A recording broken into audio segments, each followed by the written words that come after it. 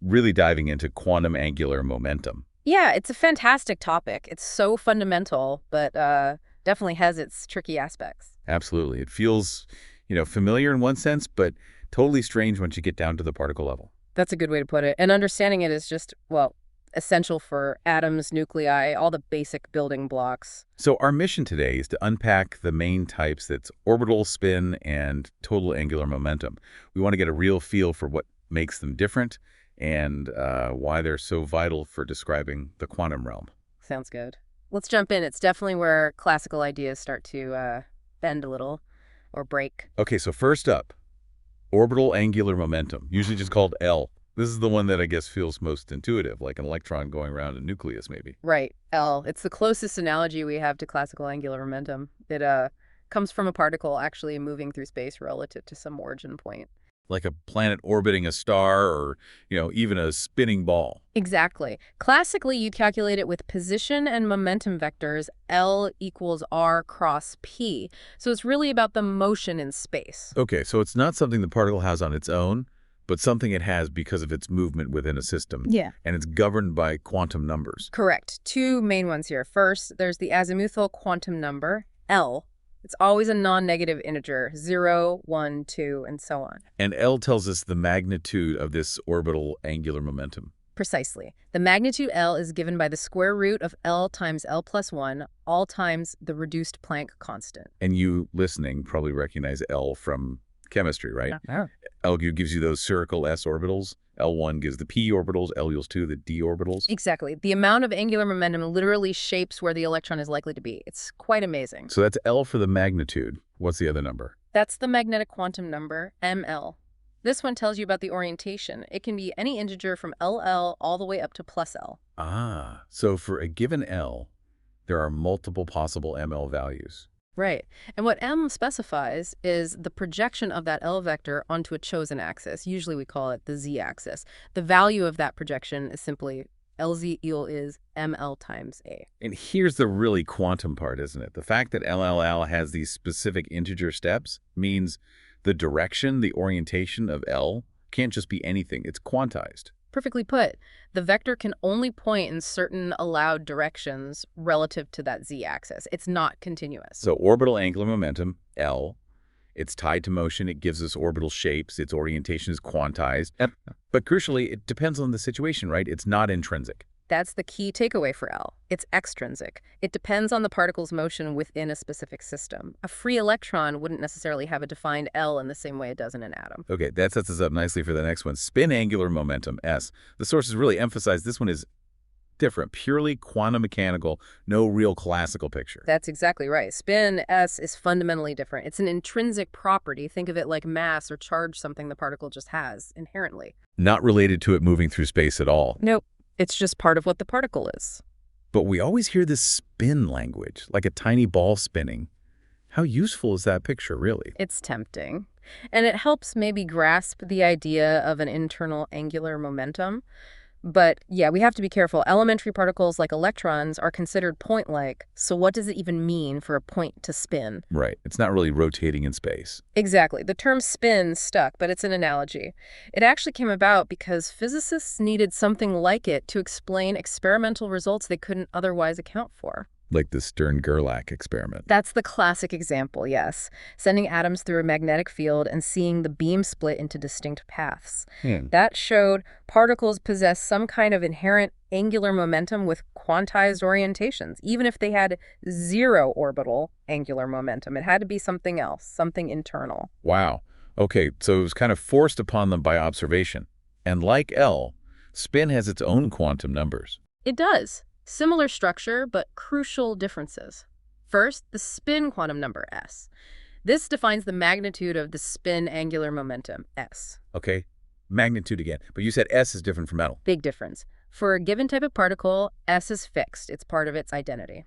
And critically, S can be an integer or a half integer like 0, 12, 1, 32, etc. Ah, the half integers. That's where things get really interesting, isn't it? For electrons and protons. Exactly. Electrons, protons, neutrons, they all have spin S equaled 12.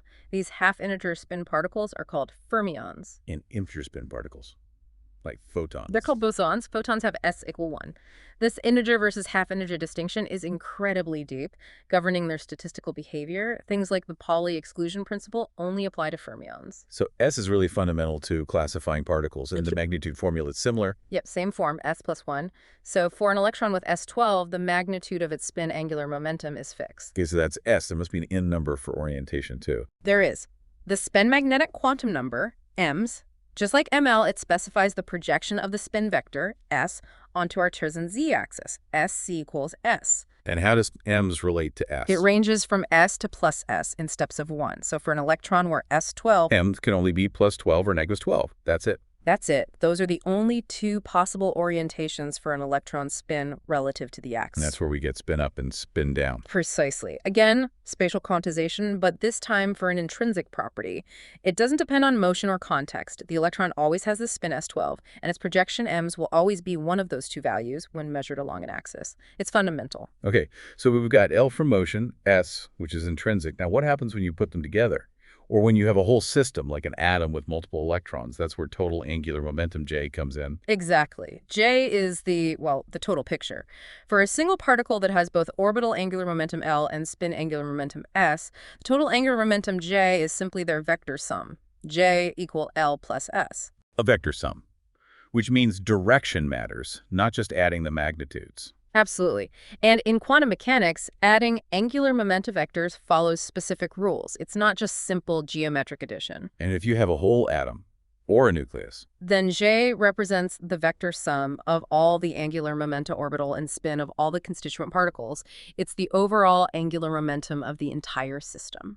Okay, and following the pattern, J must have its own quantum numbers too. It does. The total angular momentum quantum number, J, determines the magnitude of J. And how do you figure out J if you know L and S for a single particle? There are specific rules, the angular momentum addition rules. The possible values for J range from the absolute value of LS up to L plus S, but only in integer steps. Ah, so if you combine an integer L and a half integer S, like for an electron in a p orbital, L1 as 12, then J could be 112 is 12 and 1 plus 12 is 32. So J could be 12 or 32. Exactly. See, J itself can end up being half integer or integer depending on what you started with. The magnitude calculation is the same form again. J or T, JJ plus 1. And the orientation of her? The total magnetic quantum number, MJ. It works just like the others, ranging from NJ to plus J in integer steps. It gives the projection of the total angular momentum vector J onto the z-axis. She equals MJ. So we have L, S, and their combination J. Is there something special about J? Something that makes it stand out even more? Oh, absolutely. This is perhaps one of the most profound aspects in an isolated system, one where no external forces or torques are acting. Like an atom floating freely in space. Exactly. In such a system, the total angular momentum, J, is conserved. It doesn't change over time. Conserved, meaning it stays constant. Yes. This isn't just a handy calculation trick. It's a deep principle rooted in the fundamental symmetries of nature. Specifically, it's because the laws of physics don't depend on orientation in space. Space is isotropic. Wow.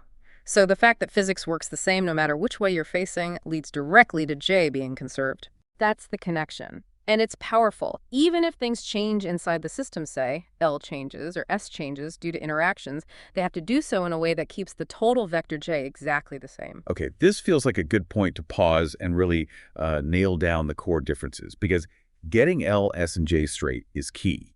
What are the absolute must-remember distinctions based on our sources? Right. So first, origin. L comes from motion in space. It's extrinsic. S is intrinsic, a fundamental property like charge.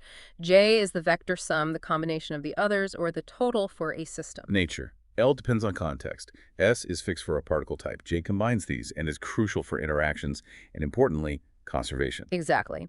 Then, the classical analog, L has one. Sort of. S really doesn't. J can have one for complex systems, but originates from potentially non-classical L and S. Quantum numbers tell a story, too. L is always an integer. Yeah. S can be integer or half integer, which is a huge classifier for particles. And J comes from combining them, so it can be either. Perfect summary. And remember who they apply to. L for anything with motion in a system. S for all elementary particles intrinsically. J for particles having both L and S, or for any multi-particle system. So for you listening, connecting this back, why is it so important to get these distinctions? Why does it matter in the grand scheme of physics? Well, because their interplay governs so much. Think about atomic structure. The interaction between an electron's orbital motion, L, and its intrinsic spin, S, that's called spin-orbit coupling. And that affects energy levels. Yes. It causes tiny splits in energy levels, which we see as fine structure in the light emitted by atoms.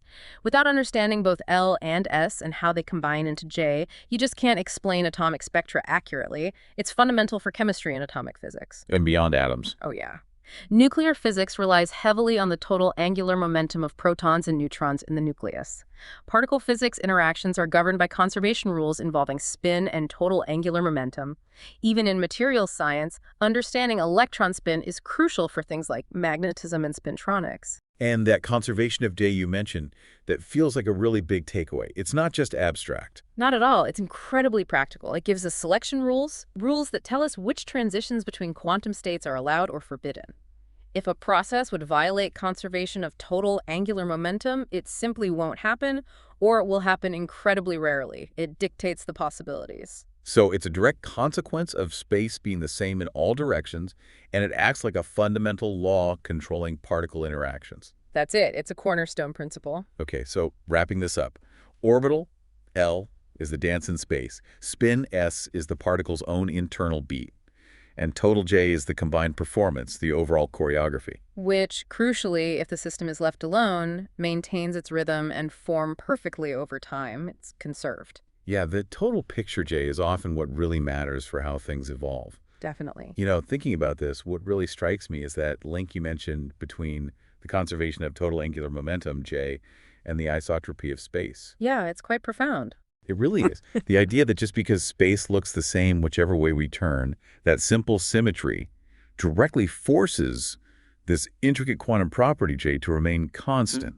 It's just amazing. It governs interactions from the tiniest subatomic scales all the way up to, well, the angular momentum of galaxies. It shows how deeply interconnected these concepts are, fundamental symmetries dictating particle behavior. Yeah, it really highlights the beauty and the surprising connections that quantum mechanics reveals about how the universe actually works, doesn't it? Yeah. These seemingly abstract ideas having such concrete consequences.